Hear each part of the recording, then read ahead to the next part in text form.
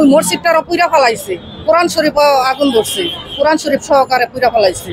মসজিদ তো ভাঙচুর করছে, মাজার তো ভাঙচুর করছে, মসজিদও আগুন দিচ্ছে। তো রাত্রে ভাঙছে, ওরা তো দিনে মাজার ভাঙে নাই, আর রাত্রে যে মাজার ভাঙছে ওই সময় তো মনে করেন কেউ দেখে নাই।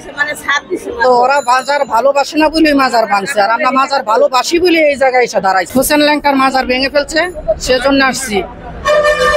হোসেন ল্যাংটার মাজার ভেঙে ফেলছে, মাজার ভালোবাসে না তারাও ভাঙছে। আর যারা মাজার, আমরা মাজার ভালোবাসি বলি আমরা এই জায়গায় আসছি যে আমরা মাজার আগের মতো কইরা দিব।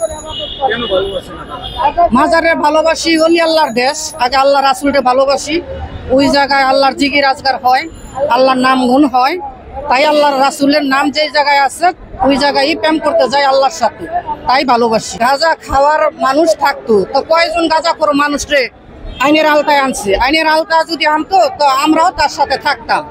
আমরা কোনো সময় দেখি নাই যে ওইখানে এই গাঁজা খাইতে, কারণ আমরা ওইখান থেকে ওই মাজারে এমন কোনো দিন নাই যে একবেলা না যাই। ওই মাজারে সুন্দরভাবে ওই পরিচালনা হয়, ওইখানকার খাদেম অনেক ভালো। আল্লাহর দেশ, আল্লাহর পরে অলিগ দেশ, অলিগ মাজার কেন ভাঙবো? আপনি আমি দোষী হইতে পারি, আমাদের আমনের বিচার হইতে পারে, অলিগ বিচার কেন হবে? এর লেগে আসছে। মাজারে যে টাকাটা দেয় আমাদের খাদেম, ওই টাকাটা দিয়া ওই মাজারটারে মেরামত করে, পাগল ফকিররে খানা খাওয়ায়, অনেক কিছু করে।